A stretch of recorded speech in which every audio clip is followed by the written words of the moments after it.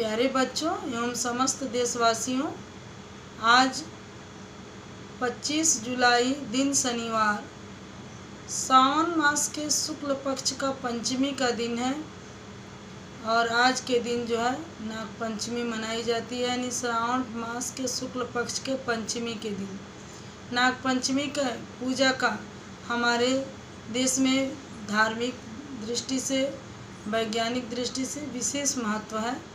आइए आज हम नाग पंचमी के पूजा के महत्व के बारे में जानते हैं। इस दिन जो है नाग देवता को प्रसन्न किया जाता है। सुबह उठकर जल्दी जल्दी घर की साफ सफाई करके स्नान करके स्वच्छ हो जाने के बाद नाग देवता को दूध और धान का लावा चढ़ाकर उन्हें प्रसन्न किया जाता है। तत्पश्चात प्रसाद स्वरूप पूरे पकवान बनाए जाते हैं घर में। एक और भी मान्यता है कि आज के दिन से ही समस्त त्योहारों की शुरुआत होती है वर्ष भर की, तो आज के दिन मीठे भोजन से शुरुआत करते हैं। इस दिन शिव जी की पूजा का विशेष महत्व है। शिव जी के रुद्राभिषेक का आज के दिन विशेष महत्व है, क्योंकि नाग देवता की पूजा है जो है शिव जी के आभूषण के रूप में की जाती है। हिंदू पुराणों के अनुसार ऐसी मान्यता है कि ब्रह्मा जी के पुत्र ऋषि कश्यप की 4 पत्नियों में से उनकी जो तीसरी पत्नी थी वह नाग वंश से संबंध रखती थी और उन्होंने नागों को जन्म दिया। एक और मान्यता है कि एक सेठ के 7 बहुएं थीं, जिनमें से 6 बहुओं के भाई थे और एक बहू का भाई नहीं था। तो 6 बहू जो है अपने अपने मायके चली जाती हैं अपने भाई को राखी बांधने के लिए, लेकिन जो 7वीं बहू है वो उदास बैठी रहती है। तो वह नाग देवता का आह्वान करती है और कहती है कि आप हमारे भाई बन जाइए। इस प्रकार नाग देवता एक ब्राह्मण का वेश पकड़ कर आते हैं और उसे ले जाते हैं अपनी बहन बनाकर, और रास्ते में सारी वृत्तांत बताते हैं कि मैं नाग देवता हूँ, और अपने फन पर बैठाकर उसे नागलोक ले जाते हैं। और इस प्रकार जब वो अपनी बहन को विदा करते हैं नागलोक से तो वह बहन आती है और अपने दरवाजे पर नाग देवता का चित्र या प्रतिमा लगाकर उनकी पूजा करती है, और जो है वहीं से नाग पंचमी की प्रथा की शुरुआत होती है। ये तो रहा नाग पंचमी के धार्मिक आध्यात्मिक महत्व। हम ये जानते हैं कि नाग पंचमी का जो हमारे जीवन में, जो नागों के संरक्षण का जो हमारे जीवन में विशेष महत्व है, उसके बारे में हम चर्चा करेंगे। हम देखते हैं कि जो नाग की प्रजाति है वो प्राणी जगत की सरीसृप वर्ग की प्रजाति है, पृष्ठवंशीय सरीसृप वर्ग की प्रजाति है, और ये जल तथा थल दोनों भागों में पाए जाते हैं। ये रेंगने वाली प्रजाति है, इसलिए इसे सरीसृप वर्ग में रखा गया है। दुनिया भर में जो सर्प हैं, सर्प की 2500 से 3000 प्रजातियां पाई जाती हैं।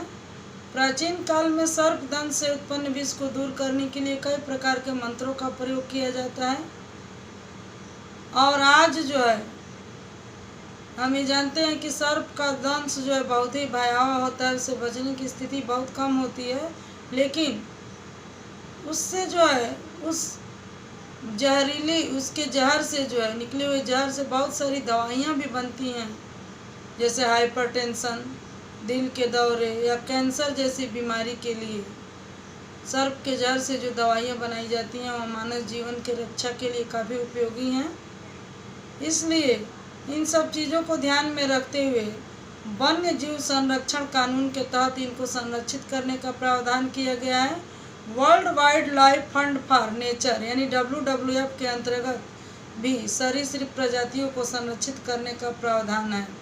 हिंदू पुराणों के अनुसार नागलोक जो है वह पाताल लोक में है। 7 प्रकार के पाताल हैं: अतल, वितल, सुतल, रसातल, तलातल, महातल और पाताल। इसमें महातल में जो है नाग देवता का वास माना गया है। संस्कृत साहित्य में जो है किसी भी देवी देवता की स्तुति के लिए लिखा गया काव्य को स्तोत्र माना जाता है।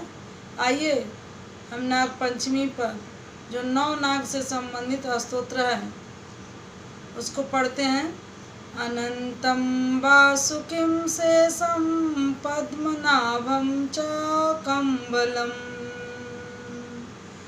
शङ्खपालं धृतराष्ट्रं च तक्षकं कालियं तथा एतानि नवनामानि नागानां च महात्मनं सायंकाले पठन् नित्यं प्रातःकाले विशेषतः तस्य विस्मयं नास्ति सर्वत्र विजयी भवेत्। इति श्री नवनाग स्तोत्रम संपूर्णम। ये रहा नाग देवता से संबंधित नवनाग स्तोत्र। इसका प्रतिदिन जो है पाठ करने से जो है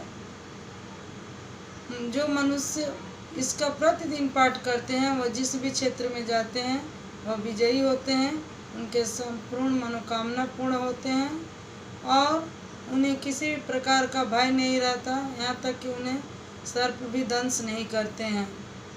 इस नवनाग से संबंधित ये जो मंत्र है ये बहुत ही प्रभावशाली मंत्र है। नाग देवता को प्रसन्न करने के लिए नाग गायत्री मंत्र भी हमारे शास्त्रों में उल्लिखित है। आइए उसको पढ़ते हैं।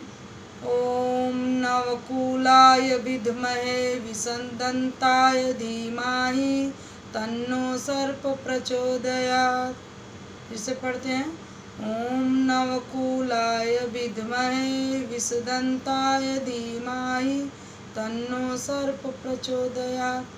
तो इस स्तोत्र को याद करने से, इसे पढ़ने से हमें जो है काफ़ी लाभ मिलते हैं और नाग की जो प्रजाति है उसे विलुप्त होने के लिए बचाएं।